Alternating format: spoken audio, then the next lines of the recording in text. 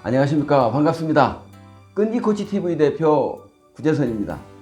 오늘은 지난 시간에 이어서 성격 유형의 각 유형에 대해서 말씀을 드리도록 하겠습니다. 강의에 앞서서 빨간색 구독 버튼 꼭 부탁드립니다. 오늘은 신중형에 대해서 말씀을 드리겠습니다. 신중형은 이야기 그대로 주도 면밀형입니다. 오늘의 이야기 순서도 신중형의 특징, 그 다음에 신중형의 장단점, 그 다음에 직업, 마지막으로 소통과 칭찬 격려에 대해서 말씀을 드리도록 하겠습니다. 먼저 그 신중형은 영어로 말씀드리면은 콤플리먼트, 여러 가지 금상첨화급 요소도 되겠고요. 그 다음에 케어풀, 세심한, 컴팩트, 촘촘한, 이런 영어에서 C를 따가지고 우리가 얘기할 때 신중형은 이제 C형이다, 이렇게 말씀을 드리도록 되고 있고요. 우리말로 하게 되면 바로 신중형이라고 말씀을 드릴 수가 있겠습니다.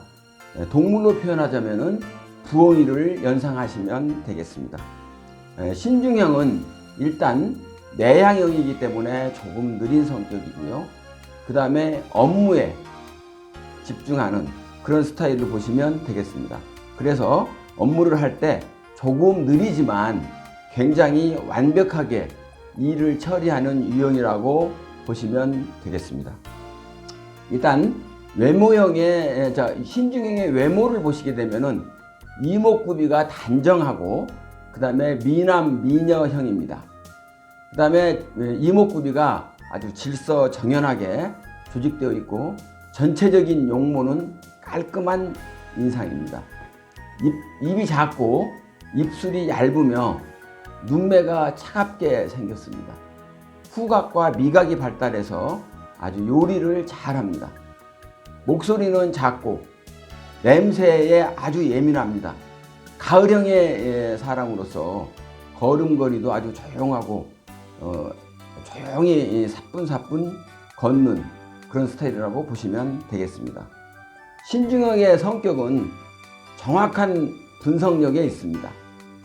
객관적인 정보라든가 근거, 증빙할 자료, 이런 것을 가지고 육하 원칙에 의해서 아주 정확하게 분석을 합니다. 업무 처리는 아주 깔끔하게 주어진 시간에 정확하게 처리합니다.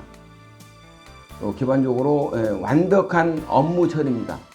느리지만 완벽하게 일을 처리하고 약속을 지키는 사람을 절대적으로 신뢰하며 실수가 없고 진지하고 아주 전문성을 가지고 있습니다. 일 중심 그리고 과정 중심입니다. 책임감이 강하고 진인사 대천명의 그 철학을 가지고 있으면서 편법을 쓰거나 비도덕적 비인간적인 사기 행각 이런 것은 절대로 하지 않습니다. 일할 때도 차분하게 육하 원칙에 의해서 잘 처리합니다. 그리고 원칙을 중시합니다. 업무 처리 시에 반드시 시킨 것은 잘 처리하고 거짓 없이 보고합니다. 원칙적인 사람으로서 정당한 방식에 의해서 거래를 합니다. 사무실이나 책상은 정결하게 정리정돈이 되어 있고 모범생 스타일입니다. 매사에 아주 반듯하고 깔끔하며 규격화된 시스템이 이들에게 안정감을 줍니다. 항상 정확한 것을 요하기 때문에 수치가 등장하고 또 수치가 등장한 업무에 대해서도 잘 처리합니다. 일반적으로 수수하고 검소한 스타일, 그런 것을 하지만은 계산이 항상 깔려 있어서 그런 계산에 대해서는 정확하게 하고 있다고 보시면 되겠습니다. 신중형의 상세 내용을 보시게 되면 첫 번째는 속도는 심사숙고를 하기 때문에 조금 느리다고 보시면 되겠습니다. 관심은 일에 중심이 되어 있고 과정에 특히 결과만을 보지 않고 과정에 대해서도 굉장히 관심을 가지고 있습니다. 핵심적인 요소는 완벽하고 신뢰성을 아주 중요시하고 있습니다. 그 다음에 핵심 기피사항은 누군가가 비밀을 누설한다든지 또는 뭐 이해하지 못하고 오해하는 이런 부분에 대해서는 굉장히 좋아하지 않습니다. 그 다음에 핵심 능력은 정확한 분석력, 그리고 정확한 업무 처리, 그런 내용을 보시면 되겠고요. 약점으로서는 원리 원칙을 따지다 보니까 융통성이 부족한 거, 요게 좀 아쉬움이라고 볼 수 있겠습니다. 자, 신중형의 장점을 한번 보시게 되면은, 신중형은 분석적이고 논리적입니다. 업무에 대한 어떤 객관적인 정보라든가 이런 증빙 자료를 가지고 육화 원칙에 의해서 정확하게 분석합니다.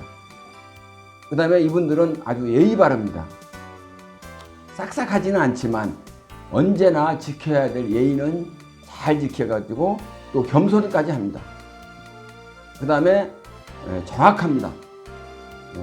서류 작성 방식이나 증빙 자료, 서식, 이 폰트 크기까지 깔끔하고 아주 정확하게 작성합니다.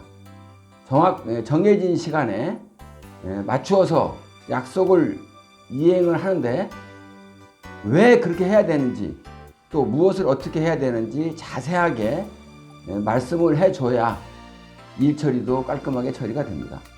그 다음에 책임감이 강해서 미련할 정도로 남의 짐까지 홀로 걸머지고 고통을 겪을 정도로 책임감이 매우 강합니다.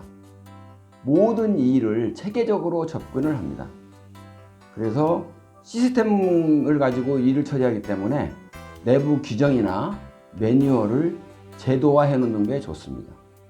약속을 지키는 사람들을 절대적으로 신뢰하기 때문에 약속을 잘 지키는 사람과 좀 친하게 지낸다고 보시면 되겠습니다. 신중형의 장점은 일단 분석적이고 논리적이다.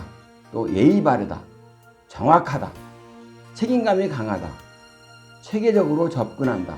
이렇게 이해를 하시면 되겠습니다.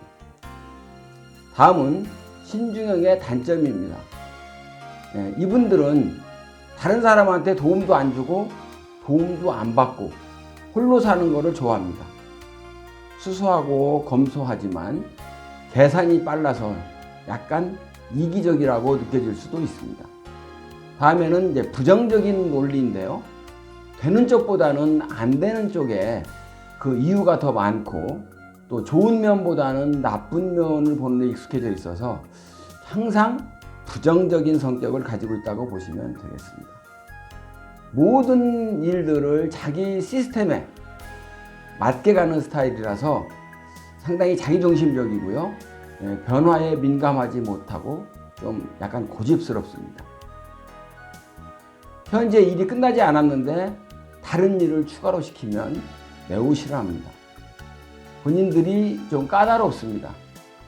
본인에 대한 기대치가 워낙 높기 때문에, 그 기대치가 최고로 가고 있기 때문에 다른 사람들이 뭐 일한 거에 대해서 별로 만족하지를 못합니다. 그래서 기본적으로는 이제 부정적인 시각이 많다 보니까 좀 까다롭다고 보시면 되겠습니다. 좀 더 안 좋은 점이 융통성이 없습니다. 늘 정해져 있는 틀에 의해서만 고정관념에서 일을 처리하기 때문에 좀 개방하지 않고 사회 구범이라든가 이런 거에서 꼭 맞춰서 가기 때문에 융통성이 부족합니다. 자, 신중형을 요약해 보게 되면은 단점이, 첫째는 이기적입니다. 그리고 부정적인 논리를 내세운다. 자기중심적이고 매우 까다로우면서 융통성이 없다. 이 부분들이 신중형의 단점이라고 이해하시면 되겠습니다. 자, 그렇다면 신중형한테 편안한 사람은 누구냐면은 규정을 잘 지키는 사람, 또 논리가 정연하고 약속을 잘 지키는 사람, 비밀을 잘 지키는 사람, 정확한 사람. 그러니까 이 신중형 같은 경우에는 뭐든지 잘 지키는 사람, 이런 사람들을 굉장히 선호한다고 보시면 되겠습니다. 그래서 신중형의 구호를 한번 딱 보시면 외유내강형이면서 생각하고 또 생각하고, I can do, you can do, we can do, 같이 이렇게 할 수 있는 그런 부분으로 보시면 되겠습니다. 자, 그렇다면 신중형이 좀 맞는 직업을 한번 보겠습니다. 주로 아무래도 신중형은 정확하게 계산하고 또 맞추고 이런 내용들로 보시기 때문에 계산에 밝은 사람들을 보시면 될 것 같습니다. 판사, 회계사, 검사, 또 평가사, 또 교사라든지 연구원, 분석사, 감정사, 이런 분들, 또 설계사나 계리사, 그러니까 숫자에 밝은 이런 직업을 가지고 가게 되면 굉장히 본인도 좋을 수가 있고 또 다른 사람들하고 같이 일할 때도 훨씬 더 편안하게 하실 수가 있겠습니다. 자, 그렇다면 이분들하고 같이 일할 때는 어떻게 환경을 조성해 주는지 좋을지. 환경 조성 방법은 첫 번째는 약간 느리기 때문에 시간을 좀 여유롭게 주면 좋습니다. 그리고 이왕이면은 정보 같은 게 있으면 많은 자료를 제공해 주고, 그리고 대화를 할 때는 조금 더 열린 대화로 하시면 좋겠습니다. 소통적으로 한번 보게 되더라도 기본적으로 증거 자료라든가 이런 것들, 그러니까 사실을 중심으로 이야기를 나누면 굉장히 좋고요. 그 다음에 이제 구체적인 숫자라든가 이런 거를 같이 포함해서 구체적으로 대화를 하면 좋습니다.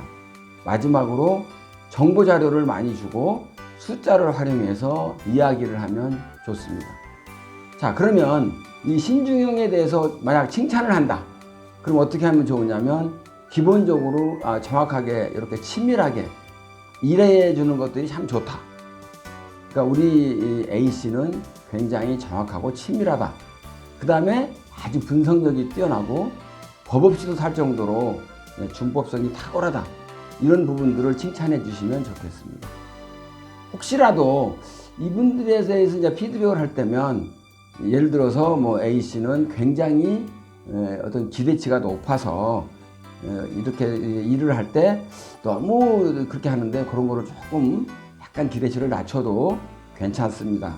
이런 얘기를 해주고, 그 다음에 이분들한테 칭찬을 할 때는 여러 사람이 있는 데서 하는 것보다는 조용히 불러다가 이렇게 얘기해 주는 게 좋을 수가 있습니다. 그래서 이제 다시 한번 말씀을 드리면 환경은 시간적인 여유를 주는 게 좋고, 소통을 할 때는 사실에 근거해서 구체적으로 얘기해 주는 게 좋고요. 칭찬을 할 때는 본인이 굉장히 정확하고 치밀하다. 그러면서 아주 준법성이 뛰어나다. 이런 내용들을 얘기해 주는 게 좋겠습니다.